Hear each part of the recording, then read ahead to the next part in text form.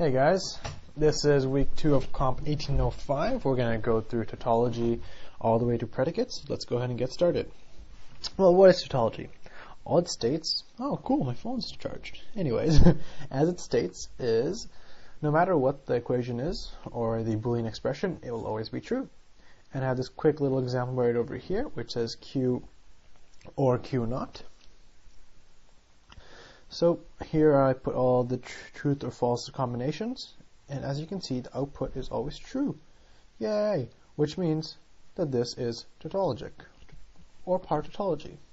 Next is contradictions, which states the final product is always false.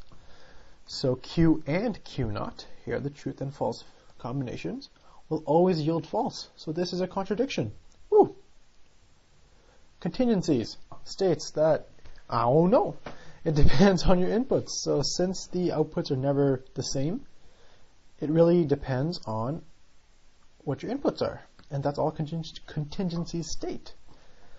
Next we have our predicates. Well, what are predicates? Predicates are things that say something about the object. They can be a property an object. They can be a property an object has, or there can be a propositional function. So here we have a little function, so that's f of x, and it states that x is happy. So if I write f of Tom, that means Tom is happy. Alright, but can x be anything? Can you say 1 is happy, 2 is happy? Well, you can't unless you have a universe of discourse, which is basically what your set is relative to. So if, for this problem, I would say the universe is people, because I want to say that people are happy. So Tom, George, Jill, everyone. Everyone's happy. Another example is x less than 1. I can say that u is all negative integers. So everything less than 0 can go in here, which will satisfy this equation.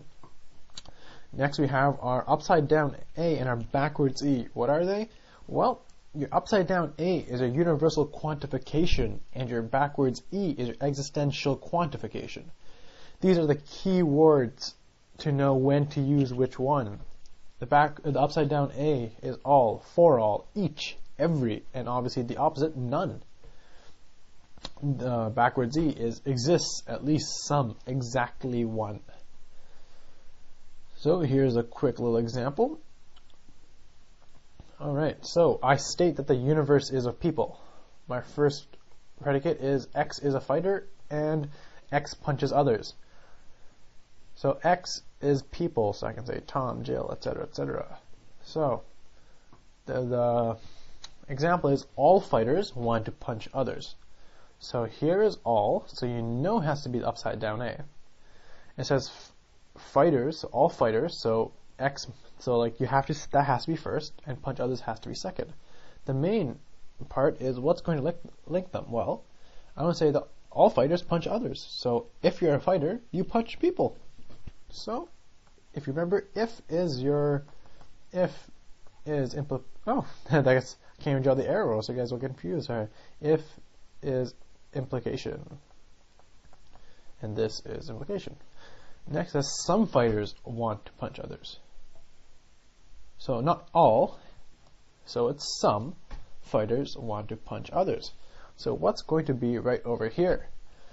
Some fighters want to or punch others. Some fighters, if you're a fighter, you want to punch others. But some of you guys, the only one that really seems to work here is and.